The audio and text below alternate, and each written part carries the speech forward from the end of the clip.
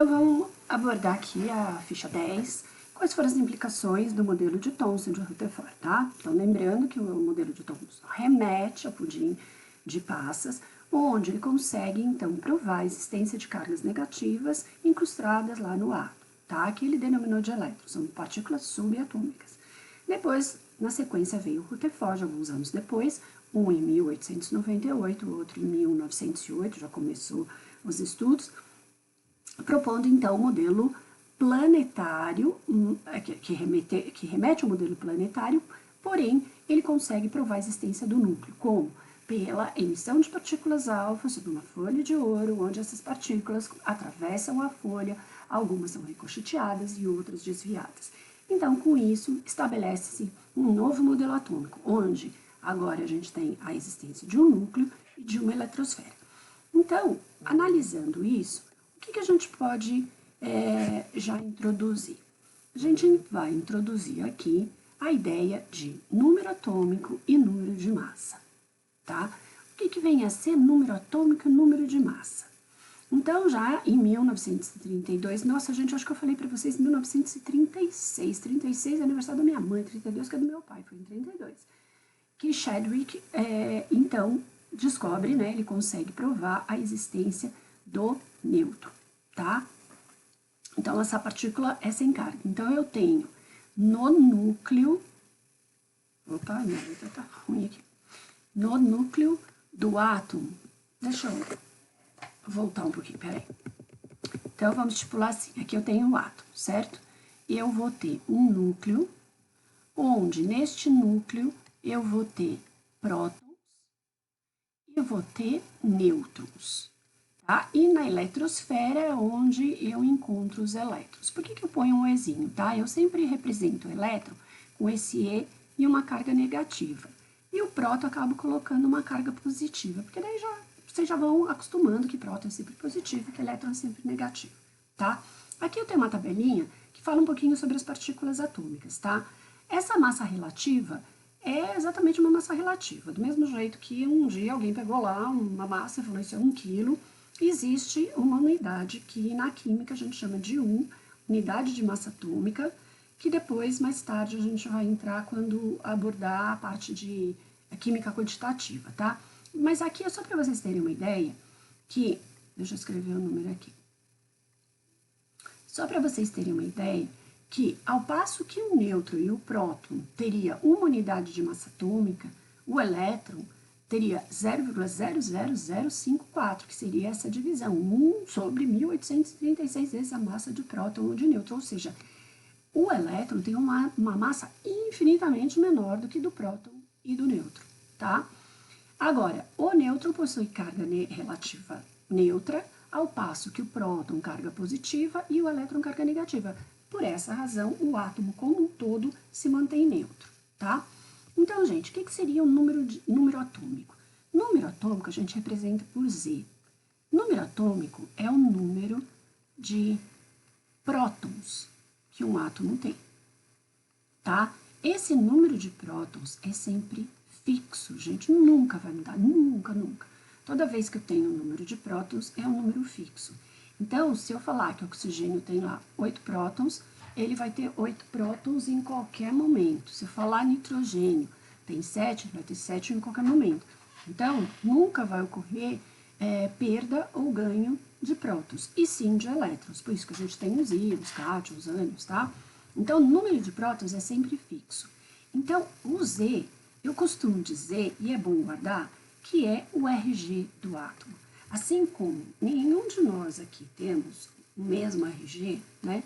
Não existe duas pessoas aqui no Brasil com o mesmo documento de registro de identidade, o átomo também não vai ter igual ao Z.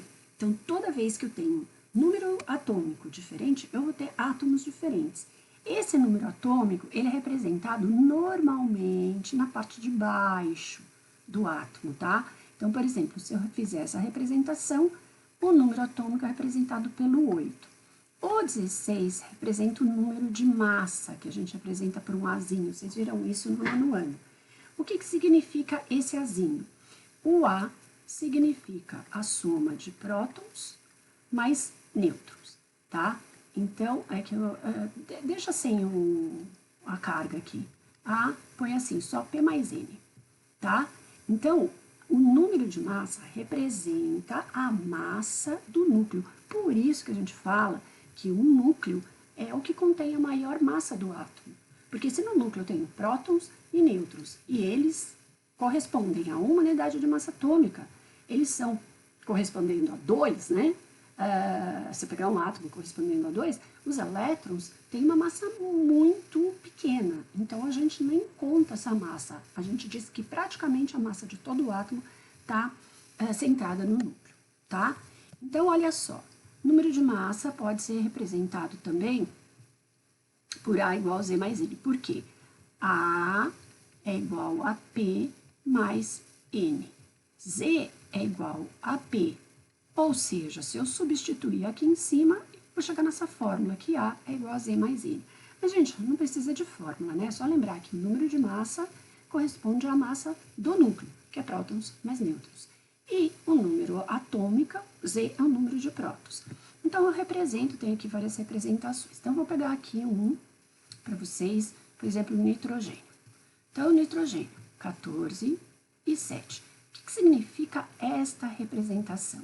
Significa que o nitrogênio tem 7 prótons no seu núcleo, ele tem 7 nêutrons e ele vai ter 7 elétrons no estado fundamental. Vamos pensar agora o que significa cada coisa. 7 prótons, ok, tá aqui. Então, deixa eu mudar de cor. 7 prótons, beleza. Como é que eu acho o número de nêutrons? Eu simplesmente faço essa continha aqui, ó. O A não é 14, o Z não é 7, isso significa que o número de nêutrons é 7. Em outras palavras, gente, é só tirar um do outro, tá? Quando eu faço um menos o outro, dá um número de nêutrons. E quantos elétrons eu tenho? Quando o átomo está no estado neutro, ou seja, não ganhou, não perdeu elétrons, não estabeleceu ligação nenhuma, posso dizer, e isso é fato, que o número de prótons é sempre igual ao número de elétrons.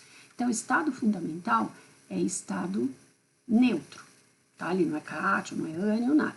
O número de prótons é igual ao número de elétrons, tá? Então, vamos pegar outro aqui. Vou pegar o ferro. 56, 26. Esses números serão dados, vocês não têm que saber. Eu estou tirando esses valores da tabela periódica, tá? Então, vamos lá. Ferro com esta representação, tá? O que seria esse 26? Número de prótons. Então, eu vou ter 26 prótons.